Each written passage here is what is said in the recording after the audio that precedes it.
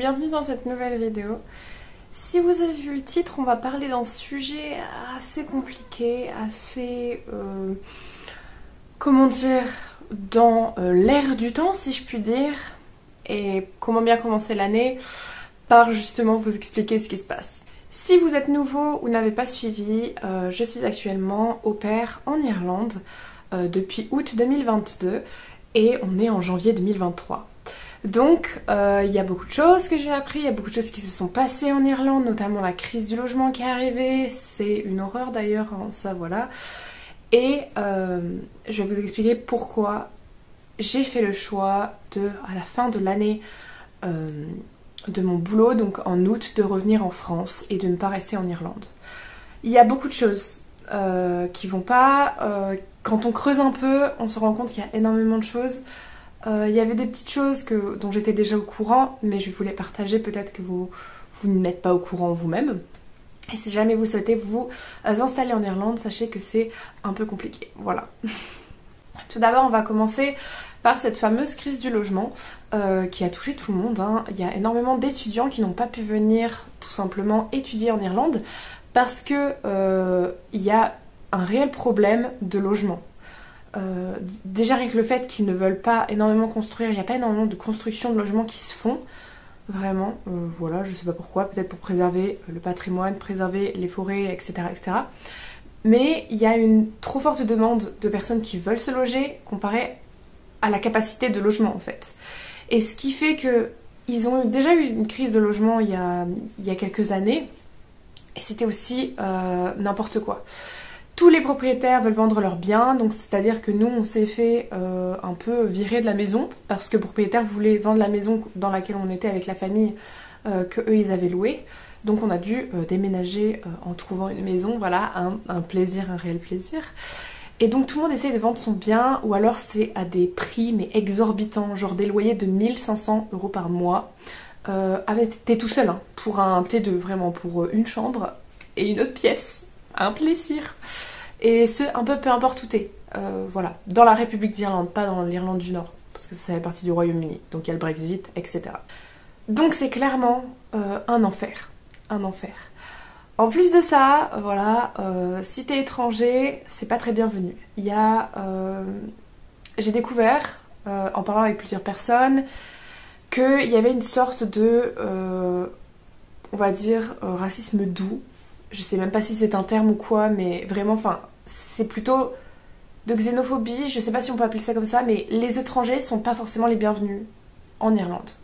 L'Irlande est un pays très fier. Très très fiers de leur pays, comme nous on peut l'être en tant que Français, hein, totalement. C'est pour ça d'ailleurs qu'ils aiment un petit peu plus les Français que les autres étrangers. Ça fait mal au cœur de voir ça, mais bon.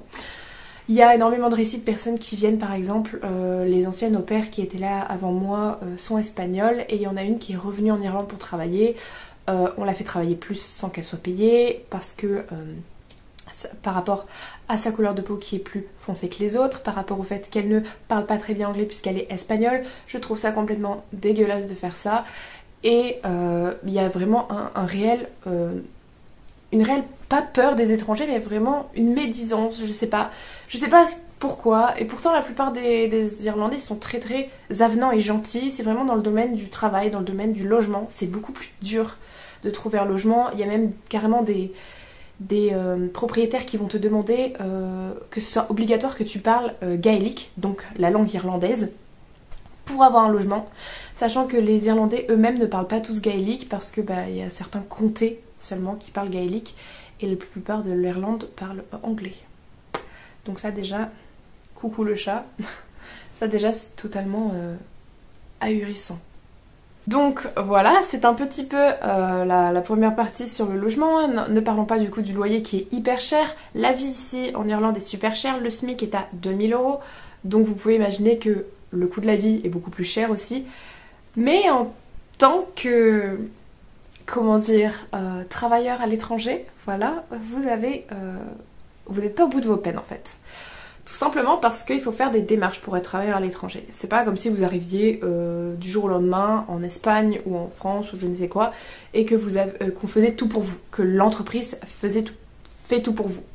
Ici vous devez vous débrouiller. Donc vous devez aller faire les papiers au centre qui est habilité pour ça, vous devez demander un numéro, vous devez dire que vous êtes travailleur, vous devez donner votre adresse, etc., etc., votre entreprise. Il y a énormément de choses qui doivent être faites. Et alors le temps que vous receviez votre petit numéro et que vos papiers soient faits, vous avez des taxes qui sont prélevées sur votre salaire, à hauteur de 40% de votre salaire.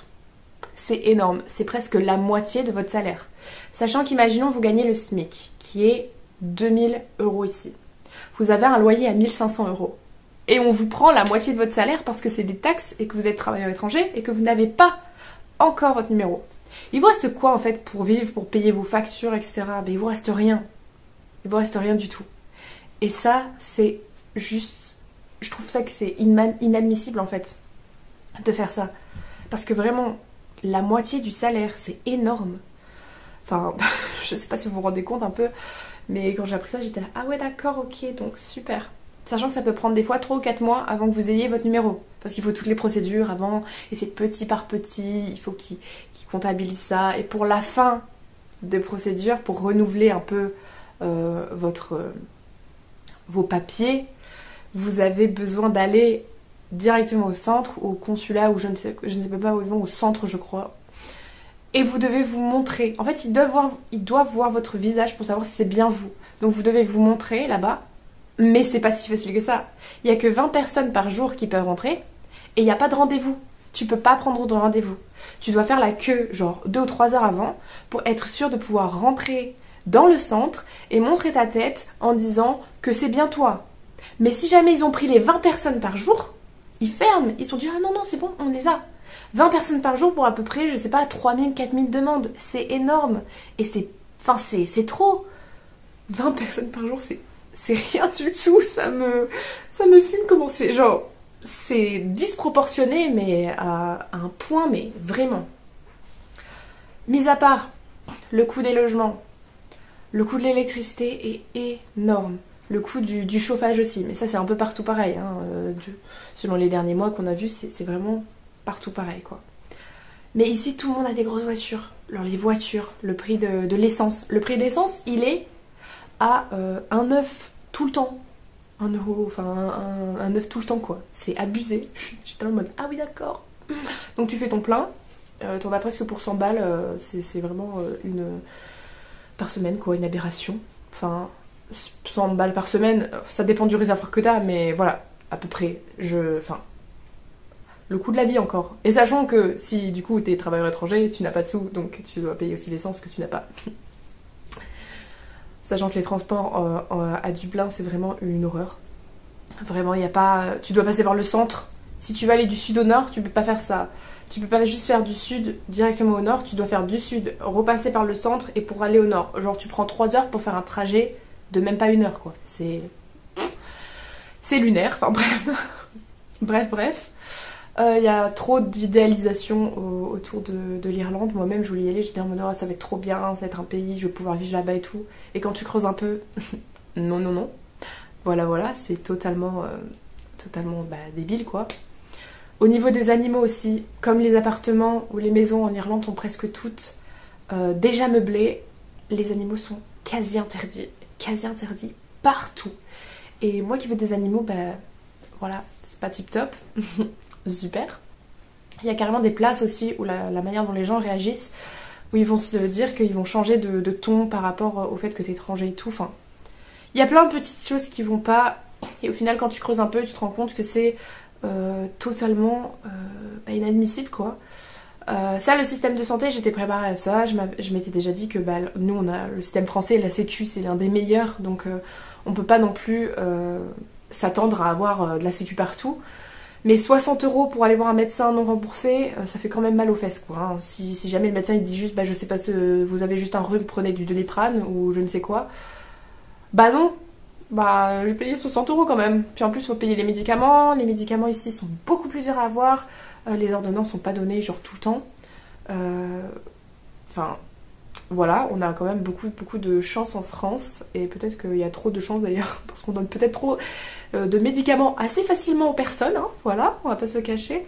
Mais Mais en tout cas, ouais, 60 € pas remboursés, ça fait mal pour juste un petit truc, quoi. Ne parlons pas des hôpitaux, des hospitals, je vais dire pas du tout, des hôpitaux, parce que bah, là c'est pareil, si vous voulez des soins plus poussés, comme des IRM, des scanners, etc., là aussi ça va être beaucoup plus cher qu'en France et pas remboursé du tout. Ou alors il faut avoir une assurance privée de santé qui coûte tellement cher que voilà, c'est même pas possible, revendez votre voiture à ce prix-là. Il y a trop de choses mis bout à bout. Même, je vois, les Irlandais eux-mêmes ont du mal à tenir la cadence. Genre, ils appellent ça, avec la crise du logement, etc., genre comme une crise, comme un crash, en fait, boursier. Et ils sont vraiment là en mode, qu'est-ce qu'on va faire? Parce que c'est pas possible. Nous, on a une réserve de fuel, là, dans la maison. En 2 semaines, à peu près 2-3 semaines, elle est vidée. Et pour remplir 500 litres, c'est 600 €. Mais on va pas mettre 600 € toutes les 2 ou 3 semaines. Ça fait beaucoup trop. Enfin, c'est énorme. Enfin, je sais pas. Je sais pas comment ils se sont dit que ça, c'était nickel. Les gens, ils vont, mais kiffer de fou. Bah non, en fait, c'est pas vivable. Il y a même des entreprises, j'ai entendu ça, des entreprises qui disent à leurs employés de couper carrément le chauffage et de mettre des pulls en fait, comme ça ils paieront moins cher, de prendre des douches froides et s'ils sont pas contents ou qu'ils n'arrivent pas à payer, ils déménagent. Vous êtes gentils, vous êtes super gentils. Mais ça marche pas comme ça la vie en fait. Genre tu trouves pas un logement déjà en claquant des doigts, donc t'es gentil frérot mais déménager non. Enfin déjà si t'habites ici c'est que t'as ton boulot qui est à côté ou que voilà. Enfin en gros c'est limite bah, si ça vous plaît pas vous rentrez chez vous quoi. Bah du coup moi c'est ce que je vais faire parce que non c'est clairement pas viable de vivre comme ça, enfin tout simplement. D'attendre hyper longtemps pour avoir un salaire complet parce qu'on prélève des taxes parce que t'es étranger, d'avoir énormément de choses à devoir comptabiliser, enfin faut gagner au moins 3500 € par mois pour pouvoir être sûr de bien vivre, de pouvoir payer tout le chauffage, l'électricité, etc. Et en Irlande le chauffage ils ne l'éteignent qu'en été et encore, ils le laissent en été. Parce qu'il fait froid. Il fait froid, c'est pas le même climat que chez nous. Il fait frais. Ils ont un perpétuel printemps-automne. Chez eux, l'été, ça va pas au-delà de 20-23 degrés, quoi. Donc tu peux te dire, ouais, ok, d'accord, 20-23 degrés, c'est quand même froid. Enfin, on a à peu près 13 degrés toute l'année. Donc 20-23, pour eux, c'est chaud, mais ils baissent pas le chauffage. Parce que bah, la nuit, il fait froid, quoi. Il fait super froid. Donc c'est vraiment plein de petites choses où tu te dis ah oui, bah là non. Donc effectivement je vais rentrer en France. Mais le problème que j'ai moi en France c'est que je peux pas exercer si je veux devenir herboriste. Donc c'est compliqué, c'est hyper compliqué. Qu'est-ce que je fais? Je déménage encore, donc je ne sais pas du tout quoi faire. Parce que les gens se battent actuellement en France pour remettre le diplôme d'herboriste en vigueur. Et depuis 1941 qu'il a été enlevé par le maréchal Pétain, on ne sait même pas pourquoi, hein, voilà c'est gratuit. Mais par contre vous pouvez vendre des herbes, enfin vous pouvez mettre des herbes à la vente, mais vous ne pouvez pas expliquer ni conseiller les gens parce que ça c'est illégal. Donc tu vends des trucs mais tu ne peux pas dire à quoi ça sert et comment l'utiliser. C'est hyper dangereux, enfin tu dis à la personne je vous vends ça oui mais... Tu fais ce que tu veux, tu fais tes recherches. En plus sur internet on trouve de tout et n'importe quoi. Enfin bref, du coup je vais rentrer en France. Je vais mettre des sous de côté. Je vais essayer de voyager un petit peu partout en Europe pour voir où est-ce que je pourrais aller vivre. Voilà. Pour l'instant, bah, du coup je ne sais pas. Peut-être que je reviendrai en Irlande après avoir laissé couler quelques années, que la crise soit passée et tout ça, voir comment ça s'arrange. Mais... là vraiment j'ai été dégoûtée en apprenant tout ça, en voyant comment ça se passait. Et puis en tant qu'au pair, on n'est pas concerné par ça puisque on est logé, nourri, blanchi. Donc on est payé aussi. Bon pas à hauteur du SMIC de l'Irlande, mais on est quand même payé puisqu'on est nourri, blanchi et logé. Donc on voit pas toutes ces petites problématiques. Voilà. C'est c'est lunaire, je trouve ça lunaire. Donc je vais essayer de voir ce que je peux faire. Peut-être que je vais aller me renseigner pour aller voir, pour aller habiter en Belgique, si je peux. Mais encore une fois, comme les pays francophones sont casse-couilles, je devrais aller du côté flamand. Parce que sinon je ne peux pas exercer mon métier, herboriste. On adore vraiment les pays, tout simplement. Mais j'essaie de trouver des pays qui ont l'euro. et qui puisse accepter le diplôme quoi. Mais je suis pas trop fan d'aller vivre en Italie ou en Espagne, pour moi il ferait trop chaud. Voilà, et après les pays qui ont l'euro, pareil, ça va être compliqué avec les papiers et tout en Grèce, puis il y a la barrière de la langue. Là le flamand, faudrait que je l'apprenne aussi. Mais t'es dans un pays qui est franco-flamand, donc voilà, ça peut quand même se faire. Je me dis, il y a quand même plus de chance quoi. La Suisse, c'est super cher aussi. Ils ont pas la même devise que nous en plus, donc ils n'ont pas l'euro. Un plaisir. Et c'est interdit aussi de toute façon en Suisse, donc je peux pas aller là-bas non plus. J'adore vraiment ma vie. Là, on est en roue libre, là, le monde, on sait pas où aller. En ce qui concerne mes pensées en Irlande, de comment je me sens en ce moment, je me sens vraiment pas trop bien. Du coup, j'ai le mal du pays. J'ai envie de rentrer chez moi, de rentrer en France, de retrouver mes amis, ma famille, tout simplement. Voilà. De me dire que là, ça fait 2 ans que je suis au pair et que j'aimerais bien me poser parce que je fais avec 2 ans où je voyage, où je vais à droite à gauche et tout. Et j'ai l'impression que c'est nulle part chez moi du coup. Qu'il y a... Je suis chez des gens, mais du coup je suis pas chez moi, puisque c'est quand même des gens. Chez des gens, enfin du coup je suis un peu nulle part. Le monde, j'ai pas de maison quoi. Je suis un peu... Je sais que mes parents, ce sera toujours ma maison, je serai toujours la bienvenue. Mais ce que je veux dire c'est que j'ai pas l'impression d'avoir une appartenance là, d'avoir une maison quelque part quoi. Et de pas savoir où est-ce que je vais aller non plus, enfin c'est compliqué. Donc je vais peut-être m'installer en France pendant quelques années, mettre de l'argent de côté, trouver un emploi quelconque et voir ce que je fais en fait, tout simplement. Parce que là, c'est pas possible, c'est pas faisable. Est-ce que ils vont décréter que le diplôme d'herboriste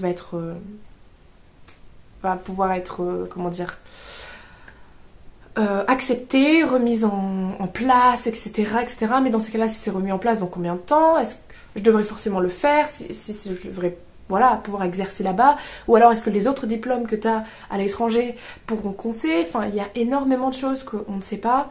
Je sais pas encore, est-ce que je vivrai au final en Europe ou est-ce que j'irai au Canada, puisqu'au Canada il y a beaucoup d'herboristes et ils sont beaucoup en demande. Je sais pas non plus, mais le Canada ça fait trop loin. Ils ont pas la même devise que nous, donc il faut beaucoup économiser, être sûr de son choix. Enfin bref, il y a énormément de choses et pour l'instant c'est un peu flou. C'est pour ça que j'aimerais rentrer, me poser, enfin reprendre dans mon pays, quoi, avoir mes petites racines posées là-bas et voir un petit peu ce que je fais après, parce que là c'est vraiment... on te dit oui, il nous manque des herboristes, oui on a besoin de ça, il y a beaucoup de personnes qui sont en demande en plus par rapport à ces emplois-là. Notamment en herboriste, il y a énormément de personnes qui se renseignent sur se soigner au naturel, etc., etc. Mais on voit des choses qui sont dangereuses. On peut pas dire de prendre telle plante seulement parce que elle fait cette action-là. Oui, mais cette plante, peut-être avec cette action-là, doit être couplée à une autre plante, sinon elle attaque beaucoup trop l'estomac, par exemple. Enfin, il y a plein de choses et il nous faut des professionnels sur ce terrain-là. Mais non, je ne sais pas pourquoi, seulement dans les pays francophones, encore une fois, évidemment je n'aurais pas pu rester dans mon propre pays pour exercer mon métier, c'est trop dommage. Faut relancer le dé. Et là je suis complètement... complètement, je ne sais pas, désemparée, je sais pas quoi faire du coup. Je sais pas quoi faire.